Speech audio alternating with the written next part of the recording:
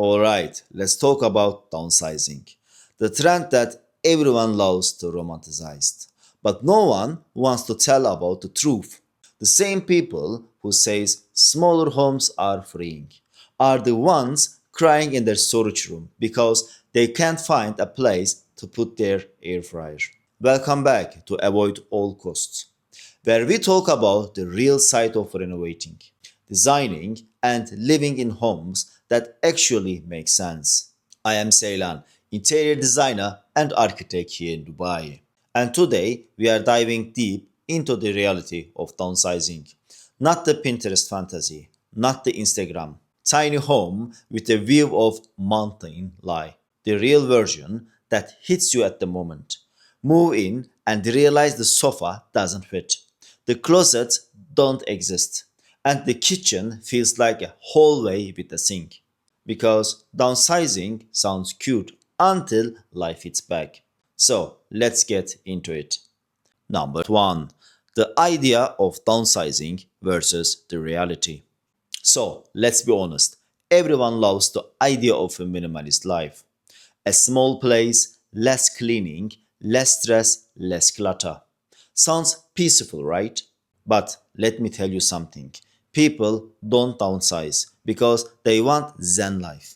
People downsize because they are running out of space, running out of patience, or running away from their mortgage, thinking that smaller home, smaller mortgage. The real shock comes when you open the door to your smaller, smarter home and realize every room become a multitasker.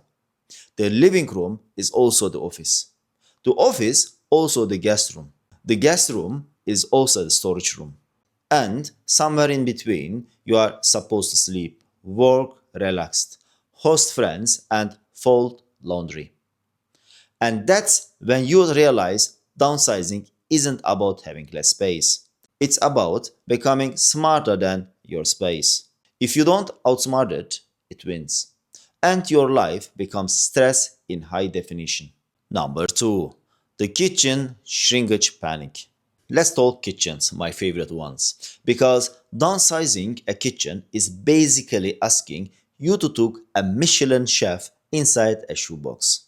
The countertops gone, the storage gone, the appliances either stacked on top of each other or shoved into tiny corners like you are playing Tetris.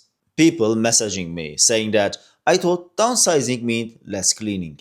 Yes, you clean less the floor, but you clean more dishes. Because now you have 3 bowls instead of 12. Your cabinets are so small that every time you open a door, something falls out. And don't even get me started on the fridge. Let's admit that downsize fridge are not cute or minimal. They are hotel minibars pretending to have full-time job. You buy groceries for the week and by Tuesday you are playing Tetris with tomatoes and praying nothing to explode when you are closing the door. You can't even store leftovers properly. One tray of lasagna and the whole fridge goes into emergency mode. And this is the moment you realize if you don't design your small kitchen like a master planner with intention, with precision, with system, it will eat you alive. Small kitchens don't forgive laziness. They punish it. Every centimeter matters. Every shelf matters. Every appliances needs to earn its place, like it's interviewing for a job. Number 3. The living room compromises no one tells you about. In every downsized home, the living room becomes the Switzerland of house, neutral territory. It has to do everything. You want your quiet corner? Good luck. The living room already has the dining table squeezed into the corner, and your desk pretending to be a furniture. Sofas becomes political decisions.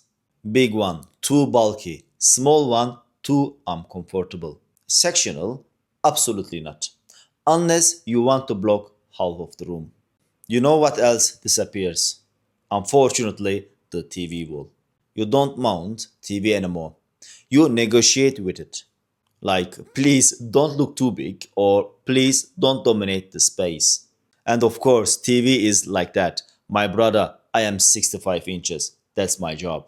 So, apart from the jokes, downsizing makes you questions every item you own, including the ones you thought were non negotiable. Number 4. The closet crisis of the century. Let me tell you the most dangerous part of downsizing. People think they can shrink their wardrobe. So let me ask you honestly, have you ever seen anyone successfully shrink their wardrobe in long term? No, because life doesn't shrink. Seasons don't shrink. Kids don't shrink. Laundry doesn't shrink. Closets in downsized homes are a trap. You open them expecting space. Instead, you get a wall of regret.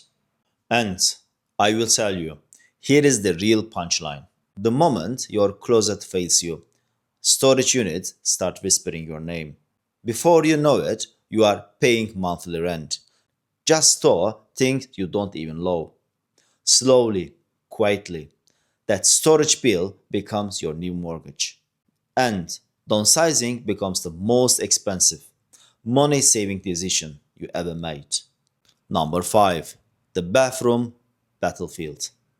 Bathrooms in downsized homes are the ultimate betrayal. Of course, everyone imagines a spa like vibe. Candles, a rain shower, stone walls, lavender diffusers. Instead, you get a shower so small that when you bend down to grab your shampoo, you accidentally open the door. No storage, nowhere for towels, nowhere for skincare. And of course, your toothbrush fighting for space with perfumes. And between them, don't forget the lighting. Downsized bathrooms always have lightings to say that I hope you didn't want to look good today. Number 6. The kids' bedroom reality check. So, let's admit that kids plus downsizing equals chaos. You can hide your clutter, they cannot. They produced clutter like a factory. Toys multiplies, clothes multiplies, school projects multiply.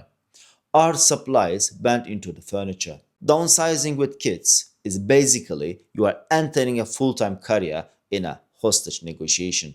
Except the hostage is always a toy, and the person holding it captive is under 4 feet tall. Dads and moms, you know exactly how it goes, right?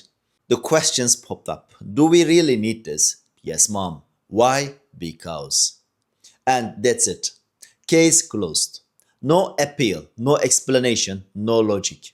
Meanwhile, your perfectly planned storage system, color code bins, vertical dividers, labeled baskets, is instantly obliterated by single because.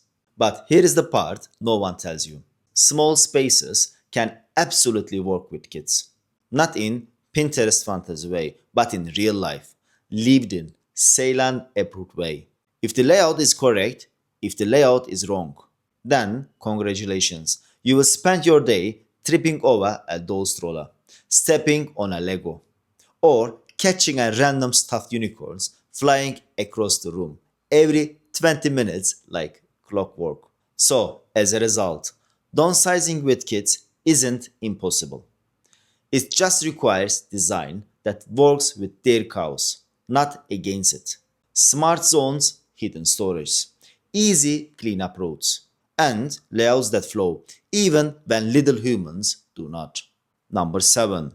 The emotional side no one talks about. So, apart from the technical point, downsizing hits you emotionally. Not because you miss stuff, because you miss ease. You miss briefing rooms. You miss not thinking about storage every second of the day. You miss walking freely without doing sideways shuffle around the furniture. You miss the feeling of space that didn't demand constant organization. Because downsizing exposes you. Are you adaptable and are you genuinely minimalist?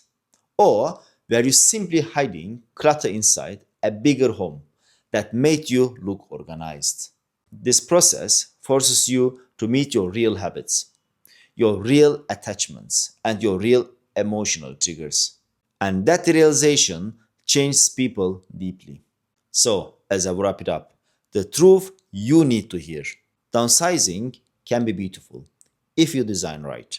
But if you walk into it blindly, it will control your life. Small homes aren't the problem, bad planning is. So, avoid all costs. Avoid small spaces without strategy. Avoid shrinking your life before you understand your needs. Avoid the fantasy of minimalism without the reality of living. And if you are downsizing, don't do it alone. Subscribe, stay with me, the channel. And let me guide you through every mistake before you make it. So, thank you so much for the watching. See you in the next one.